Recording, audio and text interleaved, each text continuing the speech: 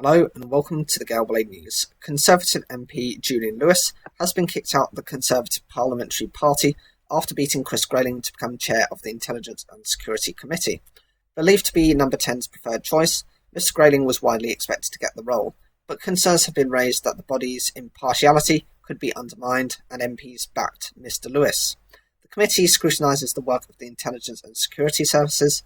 A senior government source told the BBC that Mr Lewis has been told by the Chief Whip that it is because he worked with Labour and other opposition MPs for his own advantage.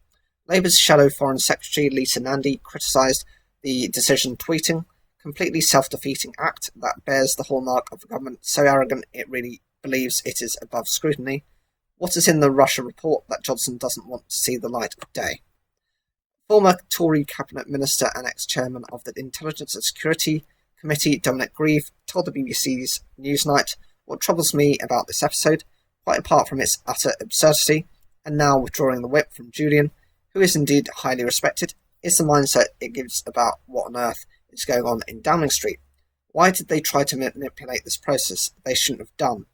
The committee can only exist, the committee can only be respected if it is seen to be non-partisan and independent." After Boris Johnson nominated 5 Conservative MPs for the committee last week, giving them a majority, it had been thought Chris Grayling was a shoo-in for the chairman position, but it seems there was a coup. Opposition's members of the committee were worried Mr Grayling would be too close to number 10 and decided to back Julian Lewis. It appears he then backed himself, thus securing a majority. That's left number 10 embarrassed and it seems angry. Sources say Mr Lewis had the whip removed because he had told the Tory Chief Whip he would back Mr Grayling.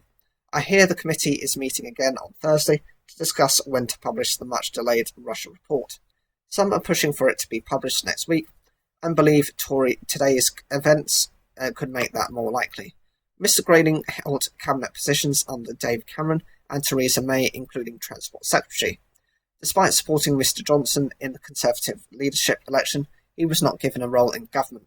The other Conservative committee members are Sir John Hayes, Mr Lewis, Mark Pritchard and Theresa Villiers.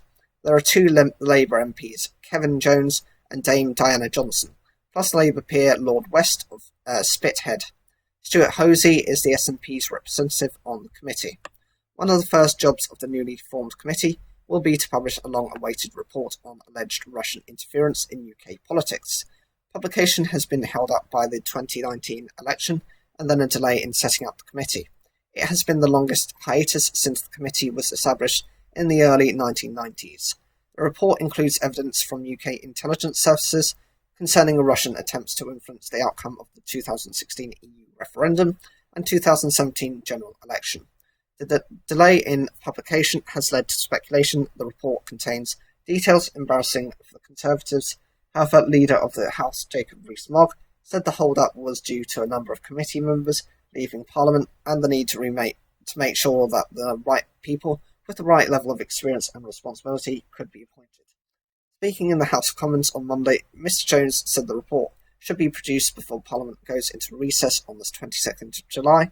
There's no reason why it shouldn't be. It's been through both the committee, it's been agreed through the redaction process, and it's been agreed by government, he says.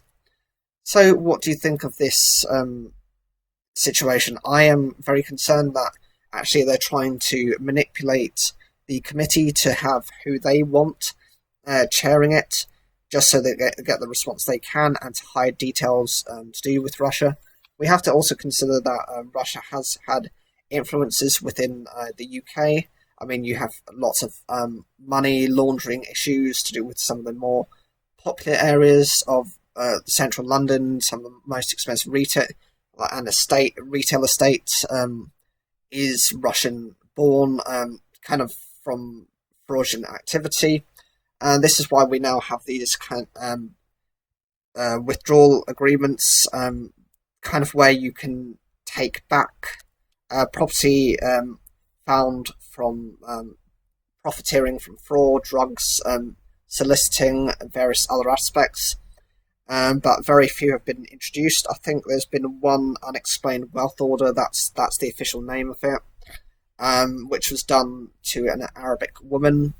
But other than that, there hasn't been any others used as of since. I think they're threatening to do them soon. I've seen that in the news as well. Whatever you think, leave your comments down below. Like the video if you enjoyed it, and don't forget to subscribe.